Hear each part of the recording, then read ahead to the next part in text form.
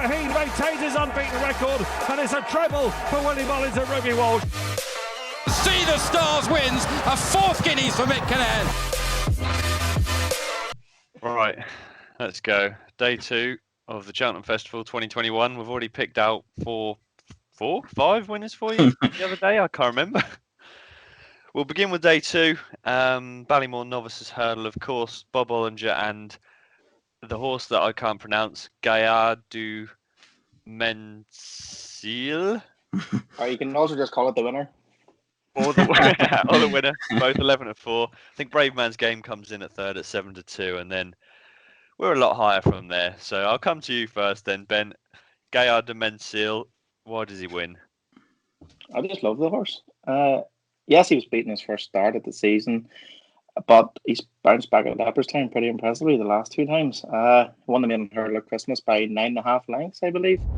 And he's went back that up again at the Dublin Racing Festival. I went in the first race of the 2-day programme, the Grade 1, over 2 mile 6. He's a very strong traveller, good jumper.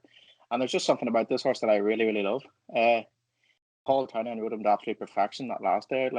Kept him on the inside rail. And Statler, to be fair, Statler is the winner of the Albert Bartlett, by the way. Statler had a really good honest pace out in front. And, Townend done well to, catch up with him and stuff. And coming to the last shake of the reins, and he cleared well up the running. So I think Gaillard Du Mesnil's a really, really good bet. I think what surprised me that day was that I might be completely misremembering this, but I thought that they said that they were going to ride him to get the distance because he might not. Straight after that, I mean, he powered home, didn't he? And then he was eased down, so I can't see any problem there. And I think he's going to be a very good sort over further, fences in time. Yeah, because I was listening to, I think it was Kevin Blake was maybe in the ATR preview last week, and he had said Willie was actually quite reluctant to go up to 2 miles. He thought you need to keep in around 2 mile 3, 2 mile 4, and I think the Lawlers and the Ace against Bob Olinger probably came a wee bit too quick after Christmas, so we needed that extra 10 to 12 days until Dublin.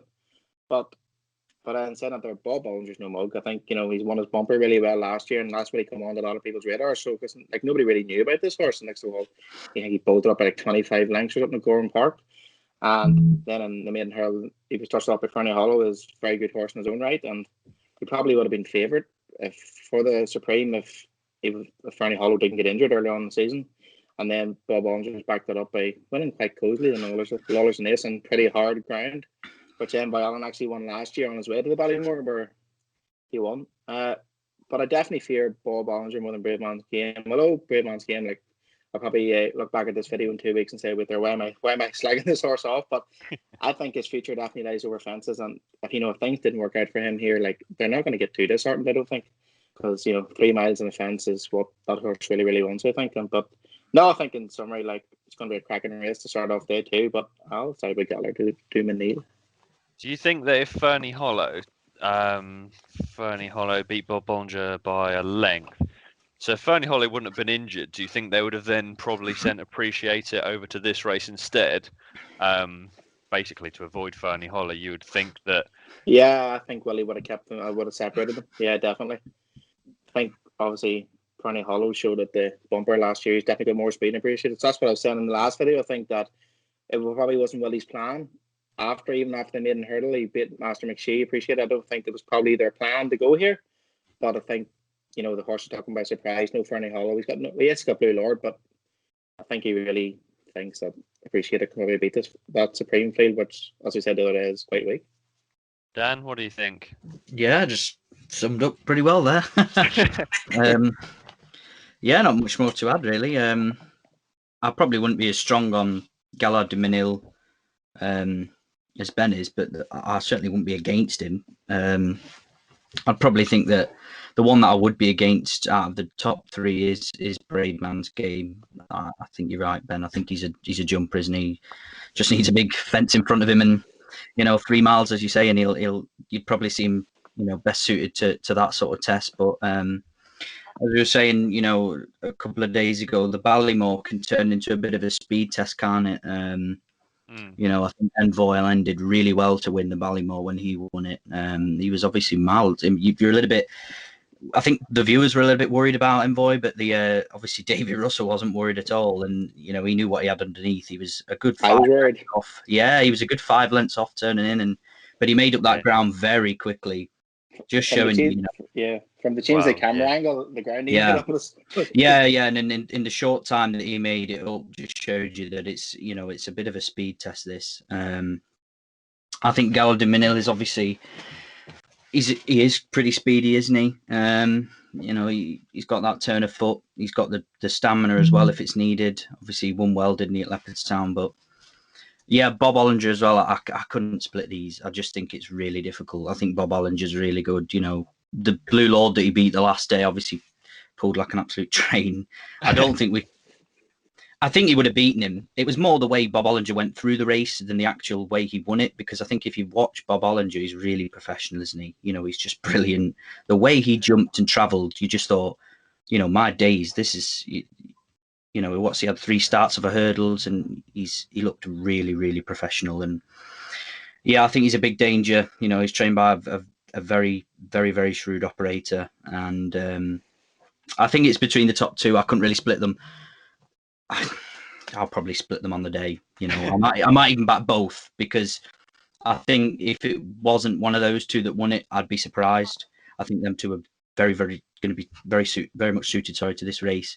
Like I say, if Bravemansgame wins, I'll have done me money. But I think if one of the top 2 wins, I think you've got Gaillard Du Mesnil. You know, maybe some people have him early at a bigger price. I think if you've got him early at a bigger price, definitely bet Bob Olinger. Just have a little saver on him, because, yeah, they're both very good, aren't they? So. Yeah, I think just going back to that race that you mentioned when he beat Blue Lord, I just went and rewatched that this afternoon, and I thought, to be honest with you, like you say, Blue Lord did pull a little bit. Oh yeah, but he pulled for miles, he wasn't didn't he? really stopping at the end. Blue Lord kept on going, and Bob Olinger powered away from him. I think it was heavy ground that day as well. So it was I think that's a little bit. I think that's testament to actually how much of a good horse Blue Lord is.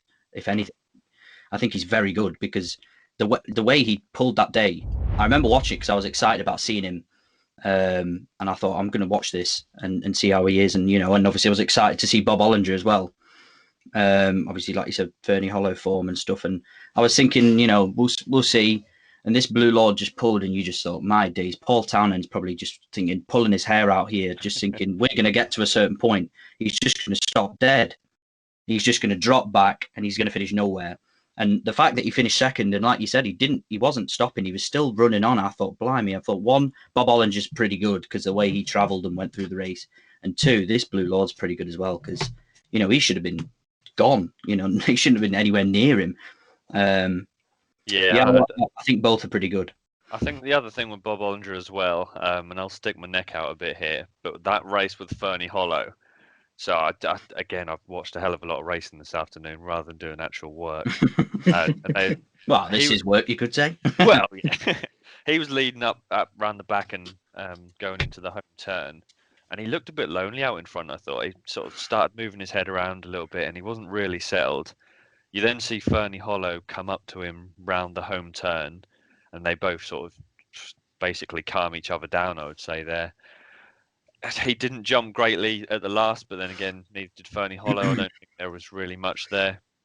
But one thing that I will just pick up on is that when Fernie Hollow went past and went just over a length clear, he didn't stop either there. He was ridden out all the way to the line, and he was caught a little bit up on the rail. I'm not saying that he would have won, because I don't think he would, but I think he would have been a hell of a lot closer. Going away from him, like you say, I don't think Bravemansgame's probably the one. He won the Cheltenham Hurdle, which we were picking up before the stream here, that I went back 30 years and I couldn't find a Cheltenham Hurdle winner that won a Ballymore. And to be honest with you, it could be ever. He beats, I think it was Stargate that day. I don't think the form's at least as good as what was probably, in my opinion, the best novice race of the season when Fernie Hollow beat Bob Olinger. They were absolutely miles clear of the rest, and I think those 2, if Fernie Hollow wouldn't have been injured, I think those 2 would have been absolute bankers on the week. And I think Bob Olinger is, to be honest with you. The rest of the market, obviously, a few of them are going to be cut out because they're going to the Supreme, like Blue Board, Ballyadam Appreciate It, Metier, I think, are still in this market. You've got Bear Gills, Nicky Martin's runner, who's still unbeaten and was pretty good in a hurdle at Exeter a few weeks back. But then again, I think alongside that, and is it Emmett Mullins' runner, Cape Gentleman? I think they're a bit defined with the front two. I wouldn't be able to split them, to be honest with you, Bob Olinger and Gaillard Du Mesnil. Before the last run at Leopardstown, I would have said Bob Olinger's going to win this race easy. A little bit different now. Like I say, Bob Olinger, I think he's going to be even better over further. But then again, I think he has run on the flat in France at about 1.5 miles, so he's definitely not short of pace. But I will be boring and go with Bob Olinger. I think it'd be interesting to see what they do with Bravemansgame, because surely they make the run in here, or certainly they want to be close. They want to be very close to the pace. Look, if there's no way that, he's a short price for a reason. He's clearly very, very good. The figures say he is very, very good. The form, maybe Stargate's not as good as we thought, but it's still not bad form. If they make all here, if it depends a lot on the ground as well. If the ground does come up somehow soft, which you wouldn't imagine it would do now, but if this lad makes all, he could just gallop them into submission if they let him. If he goes a real clip, it certainly suit. I think it'd probably suit Gaillard Du Mesnil more than it would Bob Olinger. I just think Bob Olinger's got a bit of pace about him. I think a better ground would probably suit him this trip, and I think that's what Henry said. Okay. Henry said that. Henry said, like, you should see this horse working at home, and what they would describe as a good to soft surface, and he says this horse is far better. And if we think what we see now is good, good to see this horse on a bit of better ground. Yeah, it looks like that way, and that's the one I fear the most. Yeah, and but like I said, I certainly wouldn't rule Bravemansgame out, not by a long stretch of imagination. He could certainly make all and make this a real test. I think that's what they'll try and do. I think he's won on good ground 3 times this season as well. So, I mean, we're sat here saying that everything's going to be a lot better ground than what it has been this season. Then again, it could just rain and we'll never know. But I think that's the problem that we might find with some of the Irish form this season, is that everything's, well, I suppose it's every year on heavy and soft. Some of the I was just watching. Sorry, I pick up that I was watching one of the previews. I think it was the William Hill one this afternoon, where Nigel Twiston-Davis said that he's got a few runners that people might probably not look at because of the form this season, but with the ground coming up a lot better, they could surprise quite a few. And I think you'll find that with a lot of the British runners as well. Yeah, possibly. I know Nigel. Nigel likes his horses, let's put it that way. But yeah, he could be right. He could. They could run a lot better. I'd be surprised if. Look, I think the best chance we've got in this is definitely Paul Nicholls as runner, and I'd be surprised if it was one of the top 3 didn't win this. You'd have to be disappointed, surely. I would say so. Or if after all the talking, I've done a video at Cheltenham review in 2 weeks' time, I could be sat here scratching my head. That's how Bravemansgame's won this. But yeah. So we would say, I'll take a selection from all of you. Obviously, you know that I fancy Bob Olinger. I've got a few bets on him, so I'm praying that he can come in to make my Wednesday a good one. What are we going for? No bet? I'll stick for Gaillard Du Mesnil. Come on, Dan, put a name on the line. Go on. I don't know. I'm not sure. I've not even looked at the markets. You could back both of them, and see what that is. But if I was to stick my neck out now, I think because of the ground, I'd go with Bob Olinger. You got 11 to 4 the pair. So if you have £4 on each, one of them wins. There we go. Made £7. That's the one I'd be going for. Is that right? Easy as That's that. Terrible. No, that is right. Yeah. Anyway, we'll move on to the Brown Advisory Novices Chase, the race of many names. This year, I have actually got it right. Monkfish is the 8 to 11 favourite, absolutely clear of the rest of them. Royal Pagai's in at 8, who won't be running here, and then 10 to 1 bar those. What are you saying, Dan? He's frozen.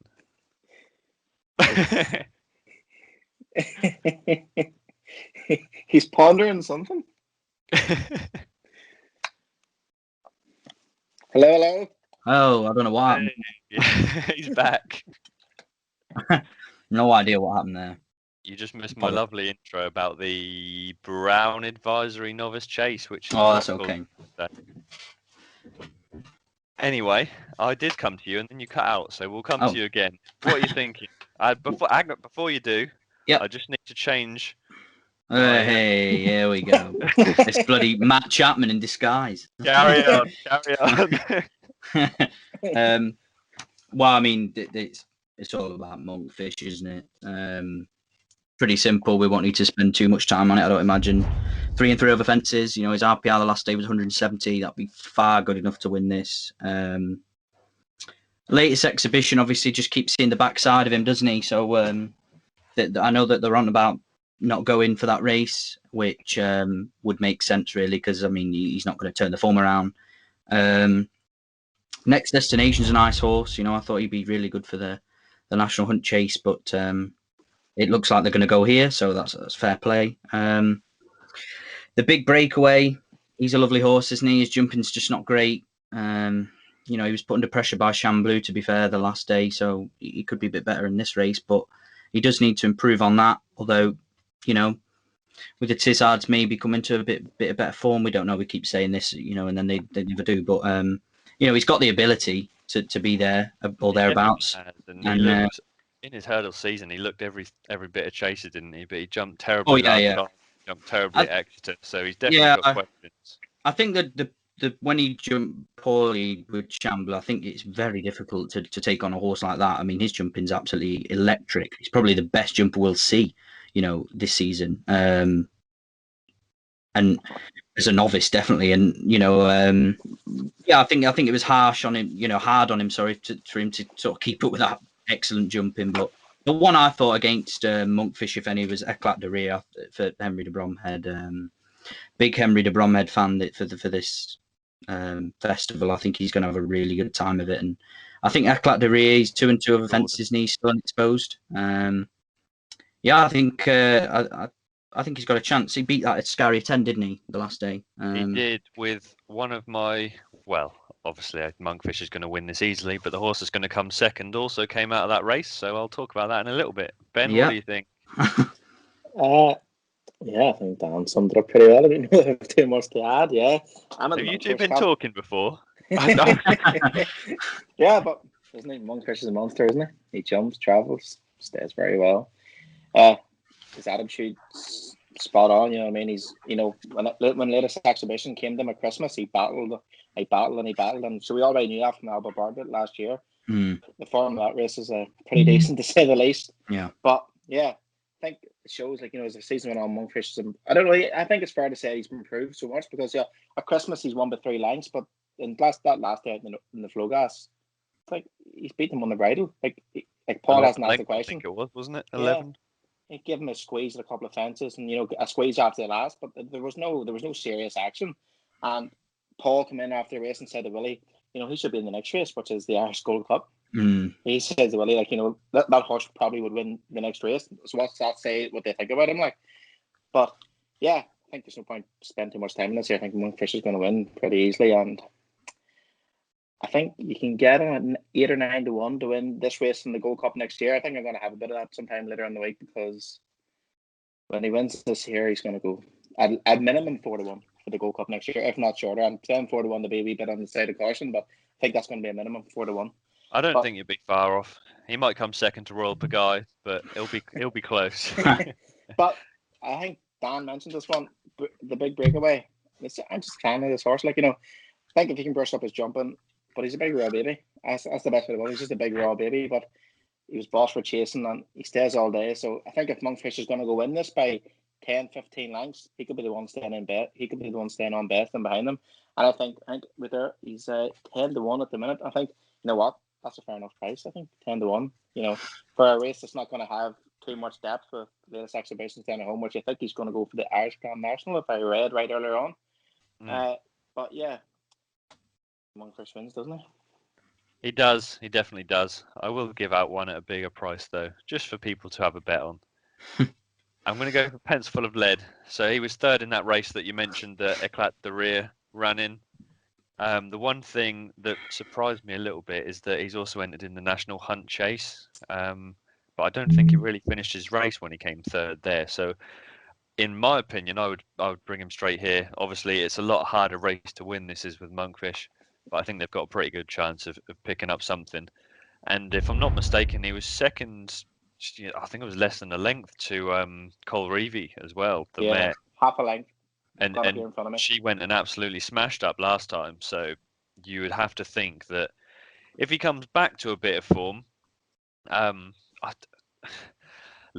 he was running the Faugheen Novice Chase, which was 2 mile 3 or 2 mile 4, and I thought he kept on well there. So he's got a bit of pace, and if they go to the National Hunt Chase, they will ruin all my dreams. But 25 to 1 against Monkfish, I'm not sure what it would be in the without market, maybe 10s or something.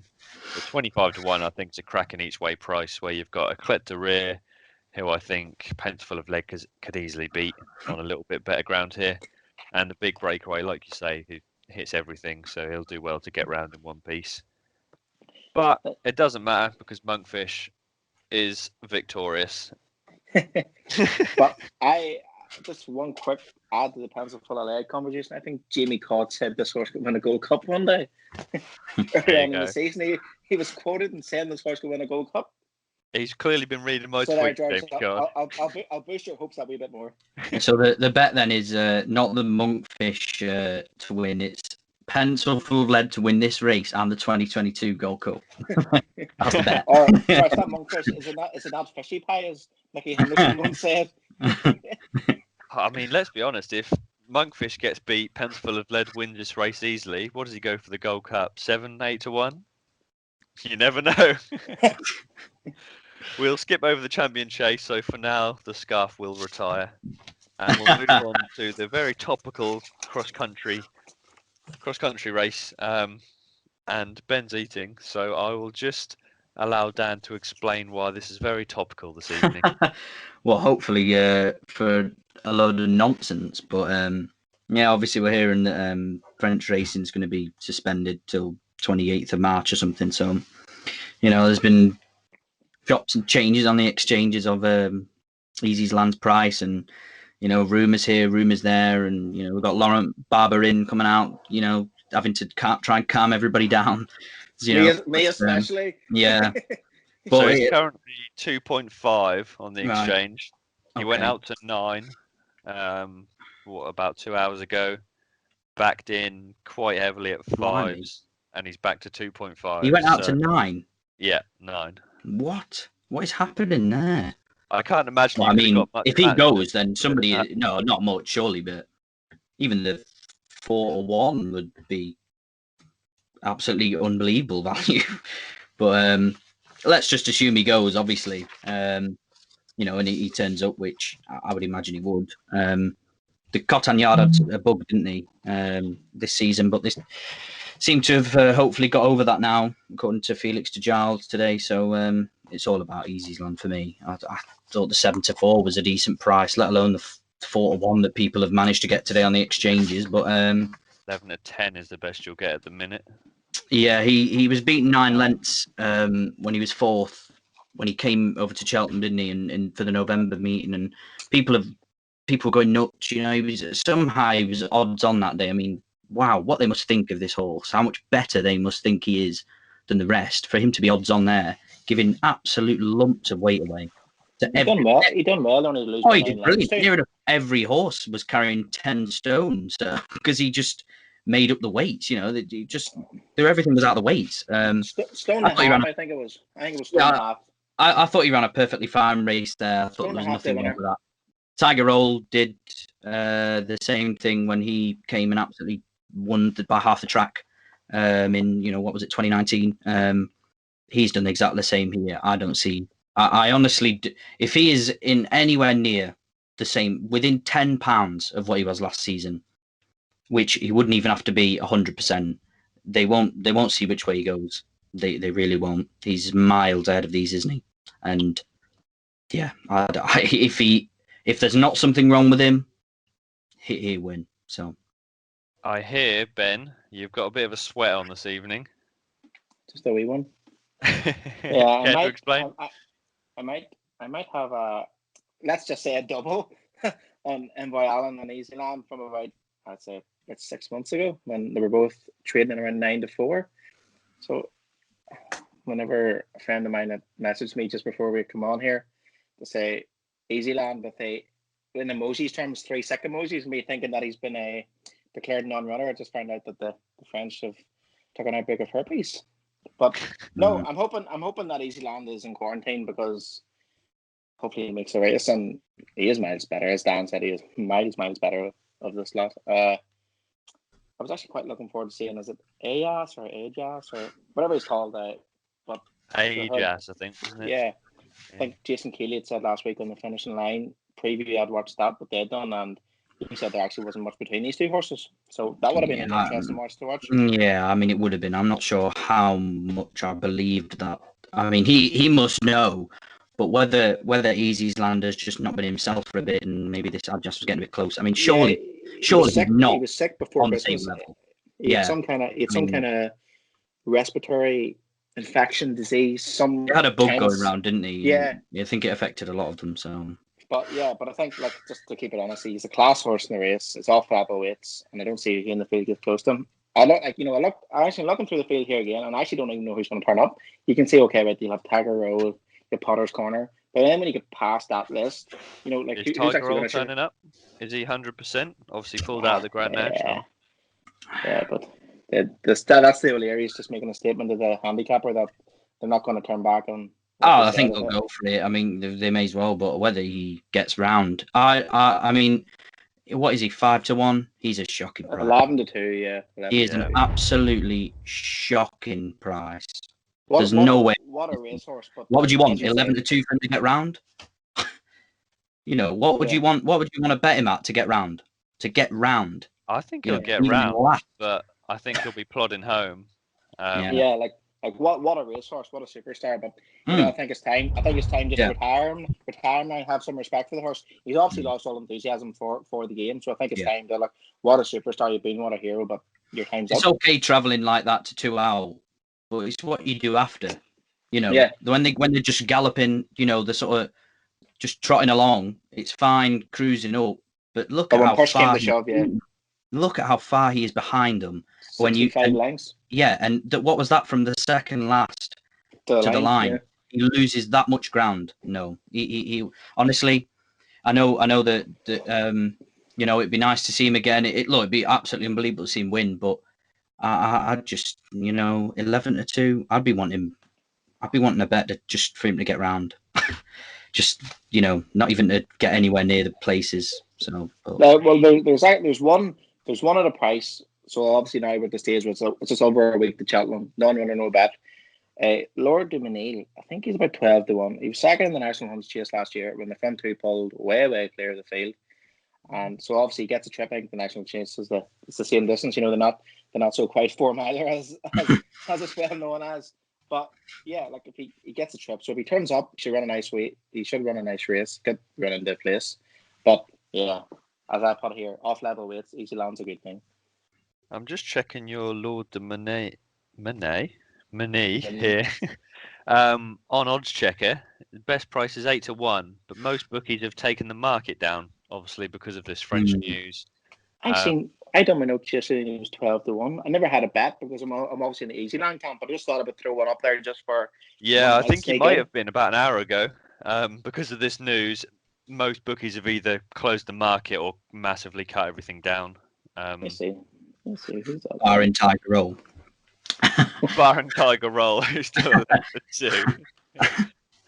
Just another one that I'll pick up as well, just so we have a couple to point sticks at. There's a horse called Sumneck, trained by John McConnell.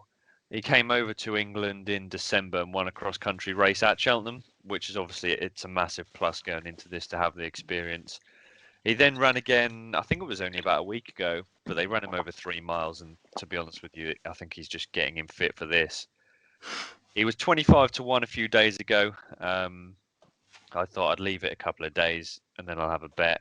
It's now 16s, I think, so I clearly missed out a little bit. But if Easysland doesn't turn up, you're not getting a Rule 4 bet in any post. You're getting a massive price about a horse that's going to be half that price if he doesn't turn up. And if he does, I think he'll still run second or third. Yeah, Did you find a price? Lord Du Mesnil. Yeah, it's just actually it is 8-1 now. Yeah, so apologies that actually not longer 12-1. 15-2. It's changing here by the minute. You better get on now. It's going to be about 5-1 by the time this video gets released tomorrow or Wednesday. Yeah, that's it. We're not live, are we? Right, we'll go on to another of the races that are just awful to gambling in the Champion Bumper. Last season, obviously, we saw Fernie Hollow come from an absolute mile away to take it up and win. We have got, if I'm not mistaken, the two same owners. I forget the owners of Kilcrut, but obviously Sir Gerhard now moved over to Mullins by the operation. That is right. I'm not wrong, am I? No, That's right. I'm sure it was Appreciate and Fernie Hollow. I just said that. Anyway, this year, just to update the odds checker prices, seeing as everything seems to be changing as we go, they're near enough the same price now. So Kilcrut is 15-8, 7-4. He was as short as 6-4 a week or so ago. Sir Gerhard, you can still get 2s. And then after that, it's an absolute lottery at 10s and above. Are either of you on either of the market principles? Perhaps. Yeah, what are you on? Sir Gerhard. But from a long time ago, from October. Been on this horse since he won it down Royal by 14 lengths. But yeah, I think he's a monster. I know Kilcrut run really well last time out, but I'm going to say something controversial. They went on an electric pace up top, and they couldn't sustain it. And yes, he cruised by. So like, there's no taking away here that I'm not saying Kilcrut's a bad horse or whatever, but he might have been a wee bit, he mightn't be as good as people think. But I'm going to stick with Sir Gerhard. I think we'll cut that when he wins the Supreme next year. Yes, but I think he's a monster. He travels very strongly through his races, and he's won both bumpers quite convincingly. And I was quite impressed. Even it was at Navan just before Christmas. The ground was horrific, and he still showed that good turn of foot to get away from. Let's be clear about it. Who is not? He's been a quite a good bumper horse this year for Gavin Cromwell, and he still got away by 4.5 lengths. Yeah, I just as I said, like I backed him after his bumper went it down Royal, and he poured away in the bridle by 14 lengths, and he actually really caught my eye that day. Like him. Going forward, he's going to be one for the novice hurdles and chasing in seasons to come. As he was mighty impressive. I think I watched back his point to point at the weekend. It was electric. I think he won that back in 2019. But yeah, it's going to be a really, really good race. Interested to see who Paul Townend's going to be on, as Patrick's decided now he's not going to be professional. So it's a very hard choice, you'd imagine, with Sir Gerhard obviously now coming over to Mullins. Yeah, I think wherever Paul decides to jump on, that'll be where Stream and Market Sport's going to come 2 days prior to the race. One that might fill the third place, because I do think these two horses will pull away from the field. I do essentially think these two horses will pull away from the field, but Three Stripes Life, you might. I'm not use massive on time allowances, or like to get the Kilcrut information. I read something that Simon Rowlands had put in. From what I'm hearing and what I'm reading, only reading between the lines, not much good at time analysis or whatnot, but I think this horse clocked a really, really good time and has only started in bumpers. And, he's got an entry here. He's 10-1. He could run into a place or maybe even better. But, yeah. Are you on either of them, Dan? Either of the front two? Or have you got a nice 50-1 shot for us? No, 50-1 shot here. I am. I've only had like a lucky 31, I think. I've got Kilcrut in it at a bigger price. But, I mean, I think it's very close between the top two. I can see where the angle's coming from with obviously Kilcrut. He just Patrick said, didn't he? He didn't really have to change gear. He just carried on at the same gallop. They certainly went too hard and, he sort of picked up the pieces. But, the way he's won that race, even accounting for that, he would have won it in very easy style regardless. He's very, very good. That's the best bumper form this season that we've seen so far. And yeah, he's very, very good, isn't he? And to be honest, the money's coming for Sir Gerhard now. I'm not surprised with the ground, I think, is the big factor for that. Obviously, he has moved to Willie Mullins, but I think that people are expecting him to be better on better ground. And I think if it does come up, I think the ground plays a big part, because I think if it does come up good to soft, maybe even edging back to good to soft, good in places, that Gustav Gerhard will be favourite, and I think he'll be pretty well backed. I think he'll probably have the upper hand as well. But if it's the softer side of good to soft, virgin on soft, I think Kilcrut's got the upper hand. So yeah, it's very interesting.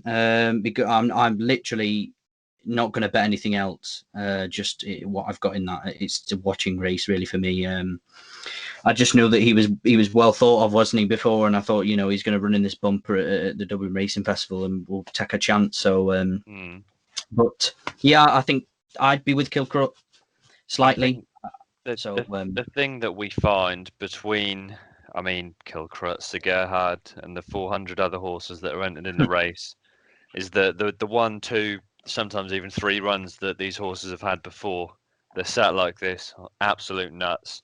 Jockey doesn't move. You think you've got the best horse in the world, and then they all come together and they can't all do it.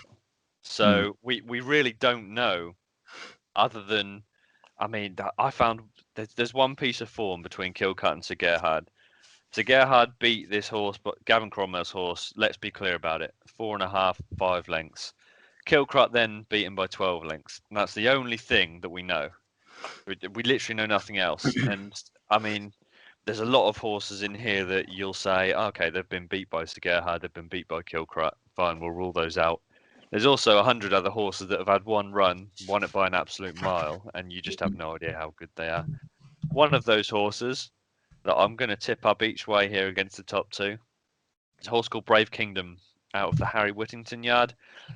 He only had his debut a couple of weeks ago at Fontwell, and he got to the front, kicked clear. Looks like he was a bit lonely out in front, so slowed down, and then kicked clear again. I think he won by 4.5 lengths. And to be honest with you, his value for more. The one thing is, obviously, with that being 2 weeks ago, his first run, I don't know whether they're going to risk it and come here, or whether he's going to be one for maybe Aintree or next season. But you can get 33 to 1 non-run and no bet, so I would be more inclined to take something at a price like that than what I would 6 to 4, 7 to 4 about a bumper horse, especially with, last year, like you say, it was the 2 principals up there, but most of the time, one of the 2 will run into a bit of trouble in running. I think I agree with Ben on 3 Stripe Life. The Time Boys were certainly very interested in him after he absolutely bolted up the last day, the back end of January. But there's another one, Eric Bloodaxe, is really interesting. Must have been off through injury, but we haven't seen him since literally, the 1st of Feb last year. But his form's really good, his bumper form. He beat Fernie Hollow. He also beat Wide Receiver last year, and then he finished lame after. He was beaten a mile behind Appreciate It. He was 11 to 4 for that race, and he finished lame in that race, beaten a mile. And he's clearly not been right since then. But it's very interesting to see him in the betting here. He's 14 to 1 at the minute. I can see, and I'd probably doubt whether he's going to turn up, but if he did turn up, then he's going to be less than that, isn't he? Yeah, he certainly be smaller, shorter price than that. There must be some kind of promise, because they wouldn't keep him. They wouldn't keep him in the entries. They're by a stage. By this stage, they'd be saying, okay, right, look, horses are out at home. Let's go. We're hooking them out. But yeah, that's it. It's very interesting. Last night, I think it was last night before, when you said to me and George, I actually like the horse, like the look of this horse. I went on Google and I couldn't. Joseph Brown hasn't done any kind of like stable tours on any Cheltenham horses, so I couldn't actually find a way cut out on what he might have to say. So it's an interesting one. It could be anything. Oh, if he turned up, he'd be very interesting. That form's brilliant. So, and he's got experience. I don't want to pee on your cornflakes a bit, but as far as I can remember, a couple of hours ago, I think someone asked Kevin Blake the exact question about whether Eric Bloodaxe will go, and he said he don't think he's going to make it. So, I'm not. Literally, this is just a shot in the dark, if you like. But it's the beauty of non-running no bet, I suppose. You can have a free shot, can't you? Yeah, literally. But that's the thing. There's no scrambling for the cash out button. This race that's got so many horses still left in it, there is no harm in having a punt on one of those because you're going to get your money back anyway. I wouldn't be backing something like that anti-post just in case, of course. LA Bell's pretty well thought of as well, isn't she? So I don't know much about her. yeah, she's pretty well thought of. She dead heated the last day. I remember watching that, but she's got Cheltenham form. No? So yeah, that's right. Yeah, she's got Cheltenham form. So I mean, I wouldn't. She's 20-1. I wouldn't put. You can't put people off many of these, can you? You know, the top two on form are clear, but there is that chance for either the top two to have an off day. You know, both is probably unlikely, but there is that chance for others, the likes of a relegate, you know, something like that, to make the jump. And when they're unbeaten like that, and when they're untested at this level, you just never know, do you? So yeah, it's always a good watching brief. Tread carefully. Yeah, tread carefully is the word. Because, you know, like in the Novice Hurdle, you know, Envoi Allen won it in 2019. He's won the Ballymore. We're going to get on to the Marsh in a few minutes. So he's going to win that too. He's just a freak, isn't he? So yeah, yeah. And one of these two could be a freak as well. Yeah, like as I'm saying, like last year, Fernie Hollow, who would have no doubt been if he picked up from where he left off at November, you know, Bob Olinger, as you said earlier, there's no mug. So like, you know, the winners of those bumpers seem to come out and dominate the Novice Hurdles. So if one of these win this year, they're going to be 6 to 7-1 for the Supreme next year.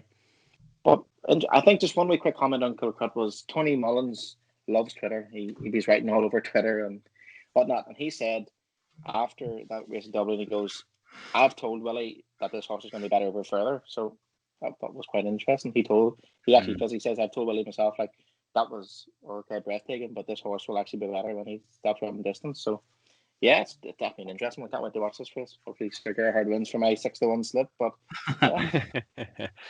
Right, now we've calmed down with a couple of races that we're probably not going to pick the winner of unless Easysland turns up. We will go to the main race of the day, the Champion Chase. Of course, Chacun Poursoir, favourite again this year. Is he going to make it to the festival, do we think? I mean, he should do, shouldn't he? Then again, it was a pretty late one last time around. Apart from that, it's pretty strange Champion Chase market in that we've got next in Altios 7-1. After that, you've obviously got Plitterlog, who won it last year at 10s. Nube Negro beat Altior last time out. Have you got any strong fancies, Ben? Yeah, look, what I would say was, like, surprisingly, Willie Mullins has never won the Champion Chase. I was quite mystified at the weekend when I heard that there. Like, and you'd probably get no better chance to do it than this year. But, you know, okay, look, Chacun Poursoir, he is 9 now. He's had 11 career starts. And as a 9-year-old, so he's very lightly raced. And he's had his fair share of issues, like last year, as we said, like he had stone bruise in the morning of the meeting. Whereas, and if you look back in that Champion Chase and with the form he showed this year, he would have run them ragged. Well, I think, but if he gets here, I think if he gets here in one piece this year, like it'll take a good one to beat him. But at the same time, I'm looking there now. He's 10 to 11. Like that's not a price that I'm gonna be going mad over. Like I think you can definitely. Okay, look, he's got the best chase form in Ireland, Britain this year. Like that. There's no facts about that there, but you know. You're taking 10 to 11 there, probably in the chance he shows up because he's had his issues. So, like, what's not to say in the next 9 days one of these issues couldn't crop up again? So like, I think I'll pick holes in it. I'll say, like, you know, put the kettle on, can't be discounted. This horse just seems to show up whenever it sees Cheltenham, must see the hill and just gets a wee bit excited. Because, like, you know, won the Arkle and then the Slurred Chase this year. And he obviously won that race prior to winning the Arkle last year. I can't remember the name, but he won it, I think it was the November meeting at Cheltenham, like, prior to winning at the Arkle. And, you know, as we say, Arkle winners have a good record here and getting a Mersline, so shouldn't be discounted. But Altior, like, he has to get a mention, doesn't he? 7-1. I think the price would be a bit later. Crazy price, don't you think? Yeah, it's ludicrous. I thought it was incredible. He's won 20 of his last 22. Yeah. Like, what's he done wrong? This is the 4-time Cheltenham winner we're talking about here. And Supreme, quote me here, Supreme and Arkle and 2 Champion Chases. I feel like I'm right in saying that there. Yeah. And yes, this year he got beat by Nube Negro in his only start, but like I watched that race and I'm thinking to myself after a mile, I go, they're going to pull him up because he wasn't traveling at all. Like Nico was starting to push, and like he struggled that day, but he done so well to finish second. So that showed to me that he still had the enthusiasm and he still loves horse. He still loves racing. We know he jumps, and I think if Nicky hasn't spot on, you could probably pose the question to Chacun Persoir too. Like, I'm not saying he's going to beat him, but I don't think they're 10-11 and 7-1 apart in the market. I don't think the 6 points different is justified. But look, Chacun Persoir should win. We don't know if he handles the track and the hill and stuff, and I think the key to this horse is they got to hold him. They got to hold on to him for as long as they can, because I think he doesn't find much off the bridle. Like, I think it was at Christmas, they let him go a wee bit earlier, and then people were like, this horse, like, okay, look, he won really, really well, but people weren't getting too excited because, like, when he got out in front, he didn't do too much. Do you know what I mean? But the last day there at the Dublin Chase at Leopardstown, he just held on them, and after the last, he let him go, and then, as we've seen, he sprinted to the finish. But, like, Chacun Persoir is the most likely winner, but I'm happy enough to have an each way penalty or at 7-1. Dan, do you agree? Yeah, I mean, it's funny because I just can't fall in love with Chacun Persoir. I just can't fall in love with him. He's done absolutely nothing wrong, but I just want to take him on every single time this horse is on the track. He's never been where do we want to start here with why not to back a 10-11 shot? Like, he's never been to the festival, he's never been up the hill, he's never travelled and actually got there. We travelled over from France to Willie Mullins. We didn't see him for 3 years. And then the only time he travels, he comes to Cheltenham and he's pulled out on the day. That's really in the back of my mind at 10-11. No way would I be thinking, yep, he's gonna settle in fine. No, I don't like the travelling part. I think Ben's absolutely spot on where you say he doesn't find that much off the bridle. I think they get one chance. He sort of careers away. If he doesn't put the race to bed, I can't see him battling, especially not at a track like Cheltenham. He might win on the bridle, but he might just cruise home. He might not even need to do anything. Or he might just be that far clear. He pushes him once and he careers away and it's game over. But I think you've got to, Paul Townend's got to play it at the right time. And if anything's near him, I'd be worried. I'd be certainly thinking. The thing that you find with Chacun, so I don't want to rabble on all day, but I just wanted to George, where's your scarf? But Yeah. I tell you what, we're going to be half out. We've been slagging him here. We're half on, half off. Oh God, I'm throwing things. Lukewarm. So this is what put me off. So we go back to last year's Dublin Chase, which luckily I was there, and it was brilliant seeing him win. I had a good bet on him that day, but then what does he beat? Obviously, he beat Min, who's classy. We'll ignore that. After that, the wrong trip, though, isn't it? So yeah, the rest of the race, he beat Ornua, who's had 9 runs since, hasn't won a race in 2 years. Castle Grace Paddy, who he's a good horse in himself, but he's a Grade 2 horse. He every time he's had a run in a Grade 1, get lapped in this race. Gaillard Du Mesnil fell at the first, I think, that day. So I absolutely love him. I would love to see him here. He's not coming, I don't think.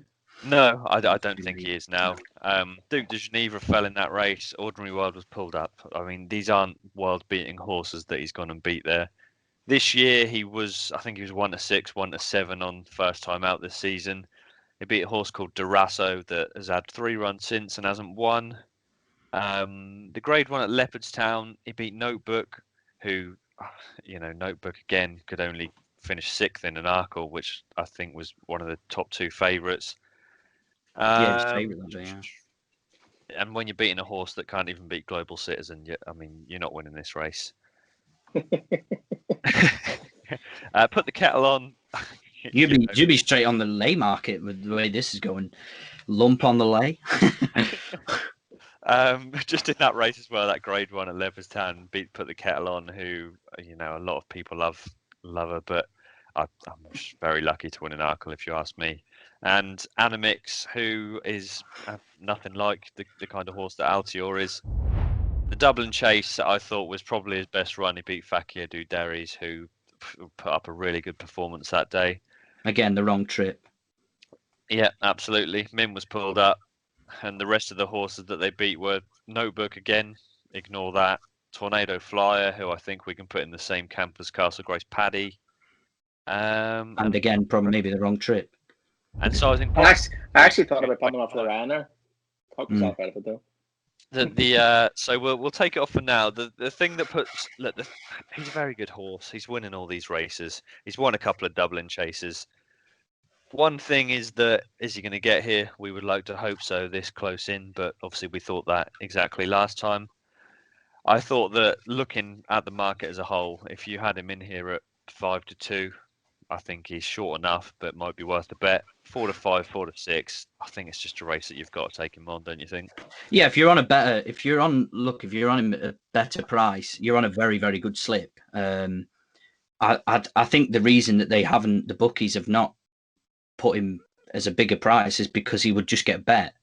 I'll make the case for Altior. I mean, like you said, he's 4-time festival winner. He's a 2-time winner of this race. What the hell has gone off the last year and a half? I've got no idea. I've got two horses for Nicky Henderson that I'm just flabbergasted with the way they've been campaigned for the last year and a half. We'll come on to the other one on the Friday, but this is one of them, Altior. I mean, he's already said, Nicky, hasn't he, that he shouldn't have ran him against Suriname in his backyard on that ground, 2.5 miles. He ran probably the best race he's ran in a long time, if not the best race he's ran in his career, to be second to Suriname that day.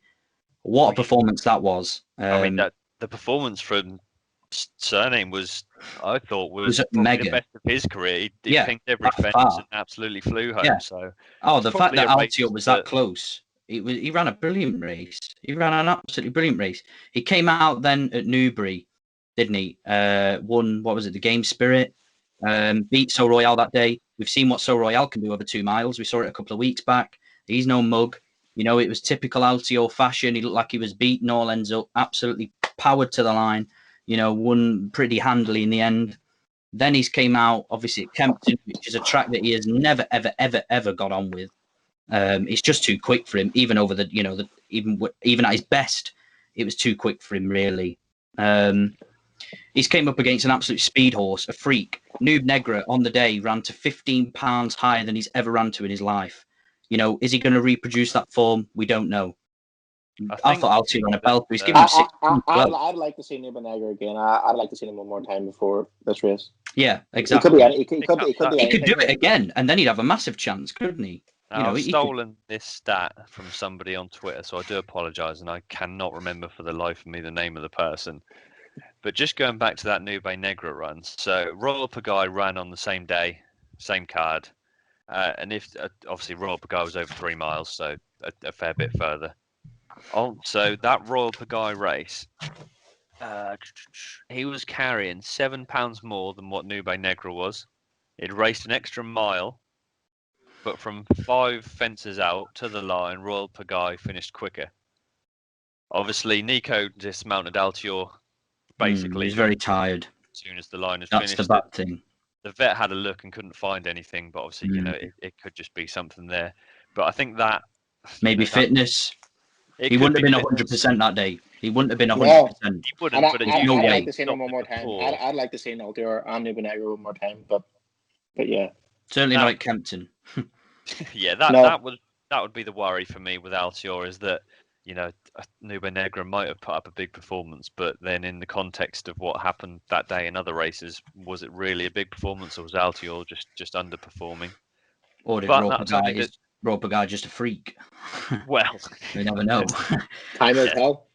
Yeah, absolutely. I will just bring up another one, which Chacun pour soi. He should be the favourite. He should be 5-2, 2-1. I think he's got a good chance, but I'll put up a horse that I think could beat him.